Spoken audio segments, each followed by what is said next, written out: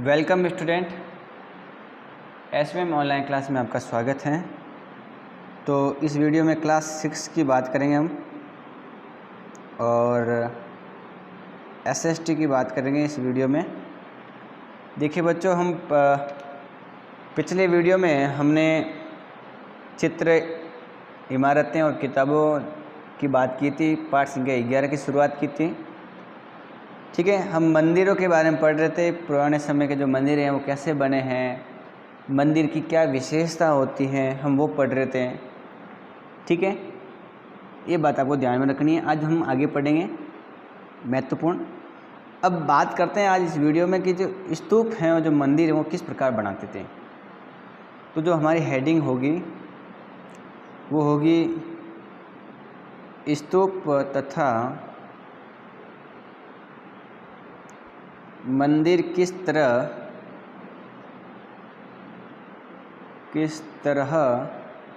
बनाए जाते थे।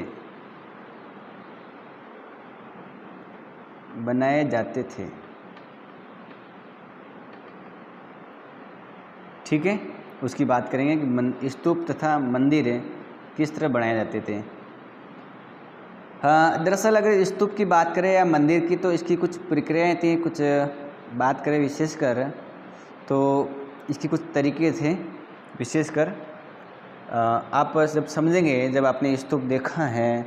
मैंने आपको पिछले वीडियो में स्तूप के बारे में काफ़ी कुछ बताया था कि स्तूप क्या होते हैं। गोल आकृति में स्तूप बनाए जाते हैं। ठीक है, अगर हम स्तूप के चित्र की बात करें तो आप ये देखेंगे स्तूप ऐसा होता है। जो आपको ये चित्र दिखाई दे रहा है बच्चों, ये आपका स्तूप है। क्या है ये? स्तूप है। ठीक है, इस प्रकार का स्तूप होता है, ये ध्यान रखना है आपको। ठीक है, ऊपर जो होती है उसको, ये जो भाग है इसको हर्मिका कहते हैं, छतरी कहते हैं। इस प्रकार के भाग को अंड कहते हैं। ये मेधी बनी होती थी। इस प्रकार की जो दीवारें होती थी, ये गेट, ये प्रवेश द्वार, ऊपर जो लाइनें हैं, ये आपको लाइनें दिखाई दे रही है ना, यहाँ लाइनें, ये तोरण है। क्या है? ये तोरण। और ये गेट है अंदर जाने का। ठीक है, और ये दीवार है ना, इस दीवार को वेदिका कहते थे। क्या कहते थे? वेदिका। ठीक है, इसके बीच में जो जगह होती है इसको मेधी कहते थे, मेधी। और ये जो जगह है घूमने की पूरी, इसको बोलते थे प्रदक्षिणा पथ। ठीक है, तो इस प्रकार का ये स्तूप होता है। क्या होता है? स्तूप। इसको स्तूप कहते हैं। इस स्तूप में क्या होता है, अंदर क्या रखते हैं, इसके अंदर भगवान बुद्ध की जो अस्थियां हैं, भगवान बुद्ध के जो अनुयायी बोधिसत्व है, उनकी हड्डियां वगैरह, उनके कोई चिन्ह, उनके कोई ऐसे प्रतीक के रूप में यहाँ रखते हैं। उसकी पूजा पाठ करते हैं, उसकी आराधना वगैरह करते हैं।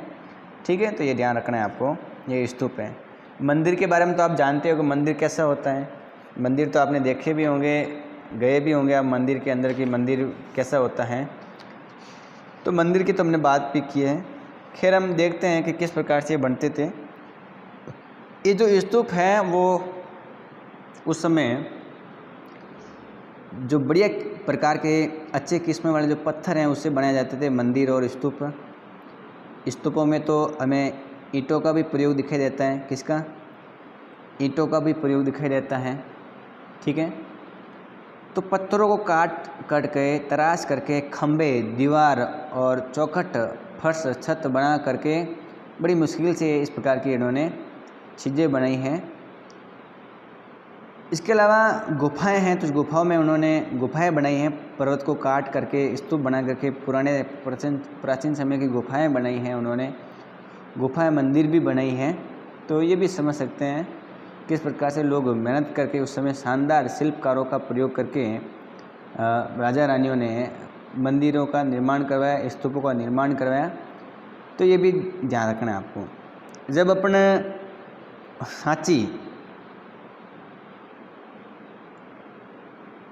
के जो स्तूप है, उस स्तूप के अंदर प्रवेश द्वार की बात करें, तोरण को देखें, तो उस पर जो मेहनत की गई है श्रमिकों द्वारा, जो हाथी दंत का काम करने वाले जो मेहनत श्रमिक हैं, मजदूर हैं, उन्होंने क्या किया है, उन तोरणों का निर्माण किया है। इनकी सजावट के लिए जो पैसे देने का जो काम है वो व्यापारी लोग करते थे। कौन देते थे? व्यापारी लोग। माला बनाने वाले, इत्र बनाने वाले सारे मेहनत करते, थोड़ा संदा इकट्ठा कर करके लोग शामिल करके मेहनत करते, खम्भे बनाते, रेलिंग वगैरह बनाते थे, दीवार बनाते थे। और इस प्रकार से पुराने समय में मंदिर और स्तूप बनाए जाते थे। तो स्तूप की हमने बात की कि स्तूप किस प्रकार के बनाए जाते थे, तो हमने बात की कि इस प्रकार से स्तूप बनाए जाते थे, ठीक है। और इस प्रकार से मंदिर बनते थे प्राचीन समय में, और पत्थर का प्रयोग किया जाता था। गुफाएं बनाई गई है। जैसे अगर हम चित्रों की बात करें तो महत्वपूर्ण चित्र की भी बात करेंगे हम।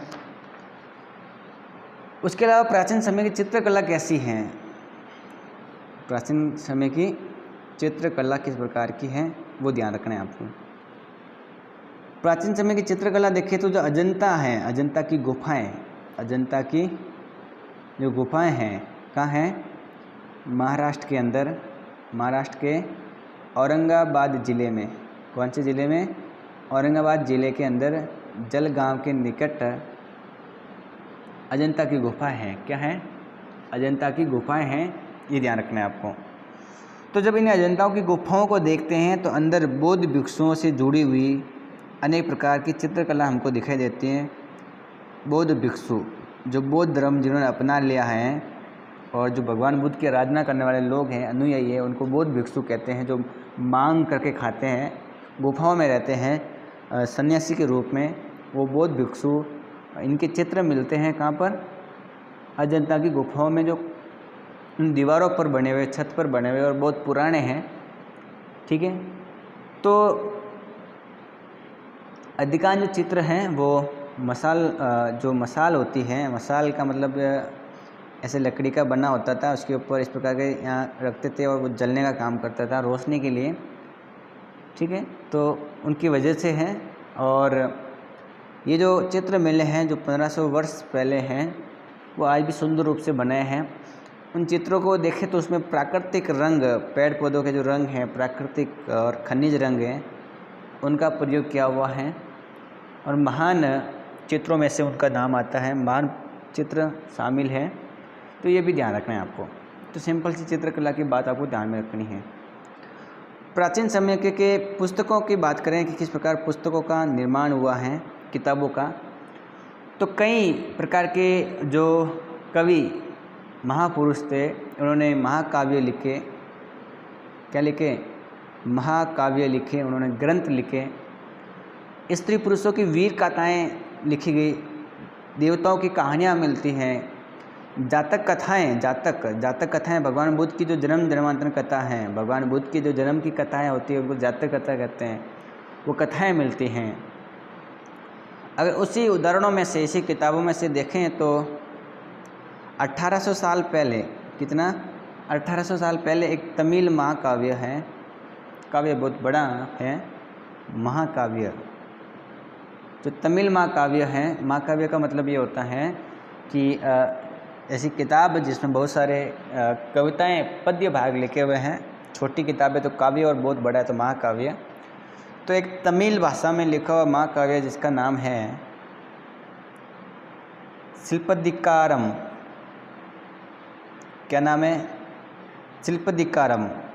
ये जो तमिल भाषा में लिखा हुआ ग्रंथ है महाकाव्य शिल्पदिकारम, और उस समय के एक महान कवि जिनका नाम था इलांगो। क्या नाम था? इलांगो। इन्होंने एक ग्रंथ लिखा था उस समय, ठीक है। तो 1800 साल पहले आज से तमिल महाकाव्य जिसका नाम है शिल्पदिकारम, जिसमें इलांगो ने एक बहुत बड़ी काव्य रचना की, और इसमें एक कहानी मिलती है एक व्यापारी लोग की जिसका नाम है कोवलन। तो कोवलन की कहानी मिलती है, जो एक व्यापारी हैं इस ग्रंथ के अंदर, इस महाकाव्य के अंदर, ठीक है। और वह जो कोवलम है वो पुहार में रहता है और अपनी पत्नी कनगी, पत्नी का नाम है कनगी, उसकी उपेक्षा कर रहा है और वह एक नर्तकी माधवी से प्रेम करने लगा। कौन? एक कोवलम इसकी उपेक्षा करता है, इसकी निंदा करता है, ठीक है। और एक दूसरी नर्तकी से वो प्रेम करने लग गया ये आदमी। बाद में वह और कनगी पुनार छोड़कर मदुरई चले गए हैं। वहाँ पांड्य राजा के दरबार में रहते हैं और दरबारी जौहरी ने कोवलम पर चोरी का झूठा आरोप लगाया है। इस प्रकार की कहानी मिलती है कि जिस प्रकार राजा ने उन्हें प्राणदंड दे दिया, कनगी जो भी अभी उसमें प्रेम करती है वो अन्याय के कारण, दुख के कारण दुखी हो जाती है और उसने मदुरई शहर का विनाश कर डाला। ये बात उस समय नज़र आती है। इस प्रकार की कहानी हमको समझ में आती है। जिसने ये किताब लिखी थी इलांगो, उसमें इस प्रकार की कहानी मिलती है। एक और तमिल काव्य है, किस भाषा में? तमिल भाषा में एक और काव्य लिखा हुआ है। अगर उसकी बात करें तो वो भी आप याद कर सकते हो। उस महाकाव्य का नाम है मणिमेखलाई। मणिमेखलाई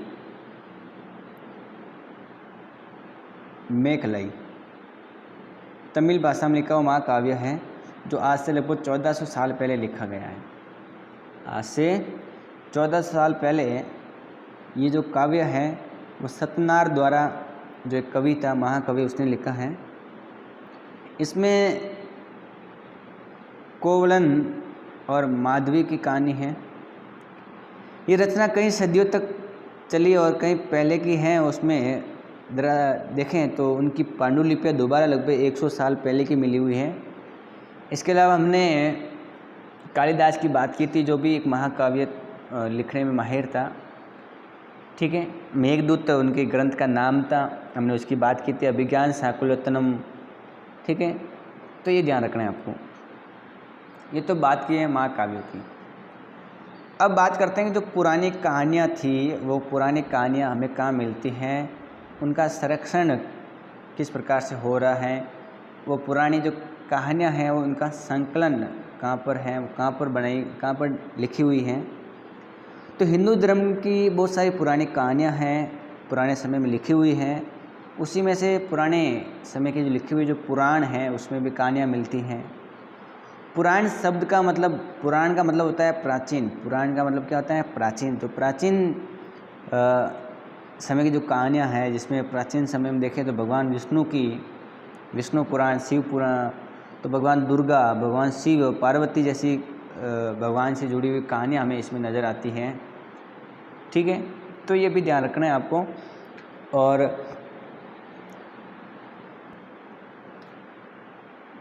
तो ये ध्यान रखना है आपको कि भगवान की देवी देवताओं की कहानियाँ मिलती हैं, उनकी पूजा पाठ अर्चना हवन करने की विधियाँ इनमें लिखी हुई है। तो ये भी ध्यान रखना है आपको। जो पुराण हैं, जो प्राचीन ग्रंथ हैं, जिसमें संस्कृत में श्लोक लिखे हुए हैं। क्या लिखे हुए हैं? संस्कृत में श्लोक लिखे हुए हैं और सिंपल भाषा में लिखे हुए हैं। लेकिन उस प्राचीन समय में देखें तो स्त्रियां, और जो स्त्रियां हैं, महिला हैं, और जो शूद्र लोग हैं, नीचे जाति वाले, उनको ये पुराण पढ़ने का या वेद पढ़ने की अनुमति नहीं मिलती थी। बस वो इन्हें सुन सकते हैं। पुराणों का जो पाठ है वो पुजारी लोग मंदिर में करते थे, जिसे लोग सुनते थे। इस प्रकार की बातें हमको मिलती हैं प्राचीन समय भारत की।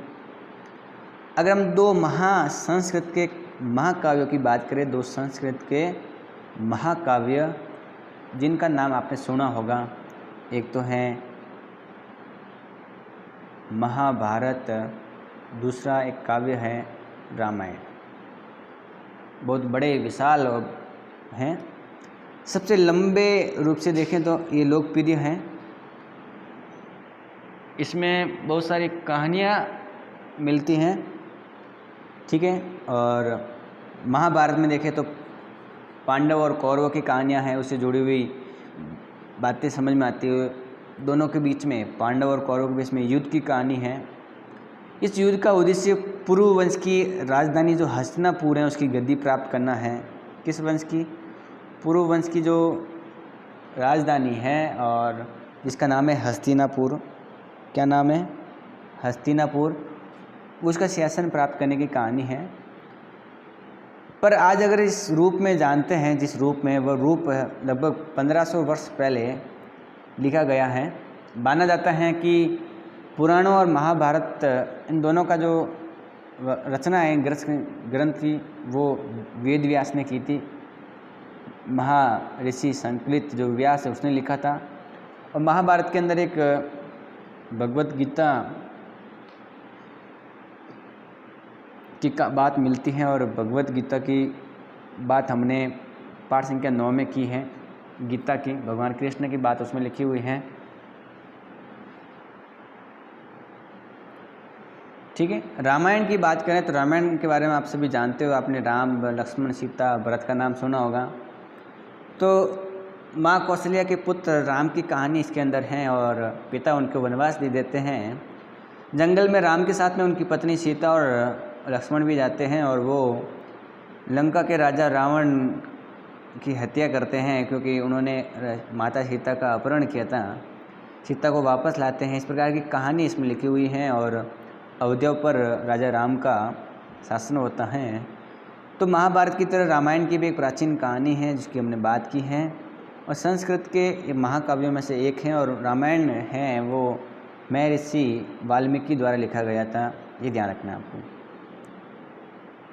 तो महाभारत किसने लिखी है? व्यास ने, और वाल्मीकि लिखी है रामायण, ये ध्यान रखना है आपको। ठीक है, रामायण के द्वारा, रामायण की जो रचना है वाल्मीकि ने की थी, ये ध्यान रखना है। अब हम से समझें कि आम लोगों के द्वारा जो कही जाने वाली कहानियाँ थी वो कहाँ से हम लोगों को प्राप्त होती हैं, उनकी भी हम बात कर लेते हैं कि आम लोगों की जो कहानियाँ हैं वो किस प्रकार से मिलती हैं। तो आम लोग भी कहानियाँ कहते थे, अपने घर परिवारों के अंदर गीतों की रचना करते थे, नाटक लिखते थे, नाटक करते थे, नाचते गाते मस्ती करते।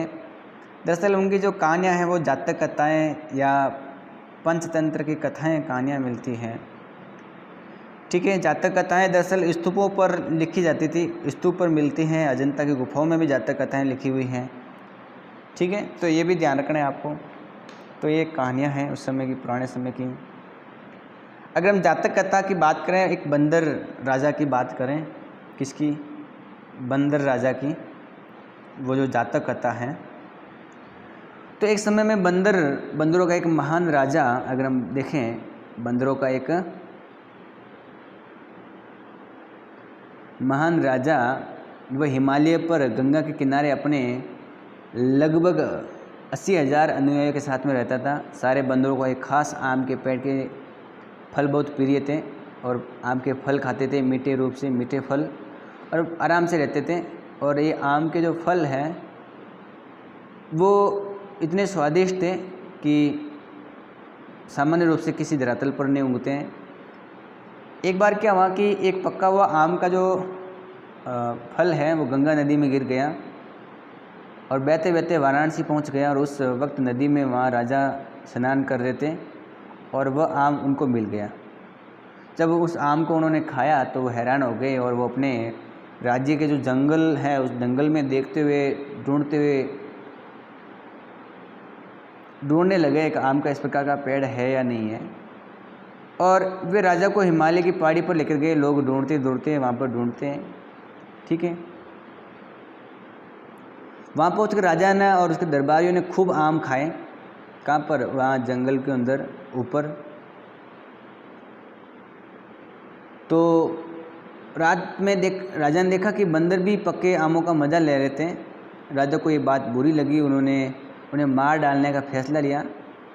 तो बंदरों के राजा ने अपनी प्रजा को बचाने की योजना बनी। उसने आम के पेड़ की टहनियों को तोड़कर उन्हें आपस में बांध करके, आम की पेड़ की जो टहनियाँ हैं उसको आपस में बांध करके नदी पर एक पुल बनाया, और उसके एक छोर को वह तब तक पकड़ रहा जब तक उसकी सारी प्रजा ने नदी को पार न कर लिया। पर इस प्रयास में इतना थक गया कि वो मरणासन होकर नदी में गिर गया, वो आम की रक्षा में, अपने बंदरों की रक्षा में। ठीक है, तो ये बात आपको ध्यान में रखनी है कि किस प्रकार से वो अपने प्रजा की रक्षा करता है। राजा ने जब ये देखा तो उसने बंदर राजा को बचाने की काफ़ी कोशिश की, पर वह सफल नहीं हुआ। बंदर राजा की मृत्यु पर शोक हुआ। राजा ने उसको पूरा सम्मान दिया। ठीक है, और मध्य भारत में भरूच के अंदर इस प्रकार की कहानी पर ये लिखी हुई है स्तूप पर ये जो कहानी जो मैंने सुनाई है बंदर राजा की कहानी, ठीक है, तो ये भी ध्यान रखना है आपको। उसके बाद प्राचीन समय जो विज्ञान की पुस्तकें हैं उसकी बात करें अपन, विज्ञान की पुस्तकें, तो प्राचीन समय में विज्ञान की जो पुस्तकें हैं उसमें आर्यभट्ट का नाम आता है। किसका? आर्यभट्ट का, जो खगोल शास्त्री थे, और इन्होंने किताब लिखी संस्कृत भाषा में आर्यभट्टियम, आर्यभट्टियम किताब लिखी, जिसमें पृथ्वी के ऊपर दिन रात किस प्रकार से बनते हैं, पृथ्वी अपने अक्ष पर घूमती है, इसके बारे में लिखा है, ठीक है। तो व्रत के बारे में भी लिखा है, उन्होंने ग्रंथ से जुड़ी हुई चीज़ें भी लिखी हैं, और आर्यभट्ट ने जीरो की खोज भी की थी। प्राचीन समय में अगर और भी हम विज्ञान से जुड़ी हुई बातें देखें तो वराह मिहिर भी बात करता है, ब्रह्मगुप्त हैं वो भी इस प्रकार की बातें करते हैं। इसके अलावा जो भास्कराचार्य हैं वो भी गणितज्ञ और खगोलवेत्ता हैं, उन्होंने भी अलग प्रकार की चीज़ें बताई हैं, ठीक है। तो ये ध्यान रखना है कि भारत के गणितज्ञों ने जीरो की खोज की है, आविष्कार किया, और गिनती चली है, गिनती इसी वजह से चली हैं। और आयुर्वेद चिकित्सा विज्ञान की जो पद्धतियाँ हैं वो भारत में बनी हैं। प्राचीन समय में भारत के अंदर आयुर्वेद की दो अलग अलग चिकित्सक थे। एक चरक का नाम आता है, किसका? चरक, जो एक बहुत बड़े डॉक्टर के रूप में थे, शल्य चिकित्सक, ठीक है। इन्होंने चरक संहिता लिखी, एक क्या लिखी? चरक संहिता, ठीक है। ये भी ध्यान रखना है आपको। एक सुश्रुत का नाम आता है शल्य चिकित्सा के अंदर, किसका नाम आता है? सुश्रुत का। उन्होंने भी शल्य चिकित्सा के बारे में अलग अलग विद्या बताई हैं, ये ध्यान रखना है आपको, ठीक है। तो ये बात आप समझेंगे किस प्रकार से प्राचीन समय में विज्ञान की पुस्तकें थी। तो इसी साथ में आपका लेसन भी पूरा हो जाता है, और महत्वपूर्ण चित्र हम देख लेते हैं, ठीक है। तो ये चित्र आपको हमने दिखा लिया था कि किस प्रकार से ये प्राचीन समय में कहानियाँ हैं। और बात करें तो ये है महाबलीपुरम, तमिलनाडु के अंदर जो महाबलीपुरम है वहाँ पर सप्तरथ है, पगोड़ा, उसकी बात कर ली। एक मंदिर है यूपी के अंदर, उसकी हमने बात कर ली, ठीक है। मंदिर भी आपको ध्यान में रखना है। इसके अलावा अगर और बात करें तो ये एक मंदिर है, प्राचीन मंदिर, ठीक है। ये ऐहोल के अंदर दुर्गा का मंदिर है जो 1400 वर्ष पहले बना हुआ है। और इसके अलावा ये जो आपको दिखाई दे रही है, ये उड़ीसा के अंदर एक जैन मठ है जो एक पहाड़ी को खोद करके 2 मंजिला बनाया है, ठीक है। इस कमरों के प्रवेश द्वारों पर ध्यान से देखते हैं तो जैन के भिक्षु हैं, उनके रहने के अवशेष मिलते हैं। ये प्राचीन समय की गुफाओं में से एक है। ये जो चित्र हैं आपको दिखाई दे रहा है, ये मूर्ति देखो किस प्रकार से, ये वर्तमान में जो मूर्ति है वो दिल्ली म्यूजियम में है। इसमें क्या है कि कुछ लोग खुदाई कर रहे हैं, इस प्रकार की दिखाया गया है इसमें। इसके अलावा ये है एक चित्र बोधिसत्व का, पद्मपाणि बोधिसत्व का एक चित्र है जो अजंता की गुफाओं में मिला था। कहाँ पर? अजंता की गुफाओं में चित्रकला की बात करें, ठीक है। और इसके अलावा चित्रकला की और बात करें तो एक महत्वपूर्ण चित्र ये भी है, ये भी आप देख सकते हो आराम से, ठीक है। तो ये भी आप ध्यान रख सकते हो। इसके अलावा जो हमने कहानी की है अभी बंदर राजा की, वो आप भी देख सकते हो कि मूर्तिकला पर एक मूर्तिकला में बंदर की कहानी है। ये बंदर है जो बंदर राजा, जो सब बंदर, इसको ये नदी के पुल, नदी नीचे नदी है, आम के वृक्ष हैं, इसको पार करते हुए दिखाया गया है। ये राजा हैं और किस प्रकार से बंदर को मारने की ऑर्डर देता है, और इस प्रकार से बंदर की कहानी जाता करता हमको पता लगती है, ठीक है। तो ये सारी बात आपको ध्यान में रखनी है, और इसी के साथ में आपका लेसन भी हो जाता है पूरा, ठीक है। और एक बार आपको भारत का मानचित्र देखना है। यहाँ पर अब देखें तो अलग अलग हैं, जम्मू कश्मीर वगैरह हमने अलग अलग बात कर ली है। ये कश्मीर का भाग है और ये लद्दाख है। ये भारत का मानचित्र है। ये तेलंगाना राज्य है, आंध्र प्रदेश है, ये सारे राज्य, ठीक है। तो आपकी जो किताब है जिसमें से एक हिस्ट्री की किताब पूरी हो गई है। तो आज के लिए इस वीडियो में इतना ही। बाकी बात करेंगे हम अगले वीडियो में। और वीडियो को लाइक करें, चैनल को सब्सक्राइब करें और वीडियो को शेयर भी ज़रूर करें।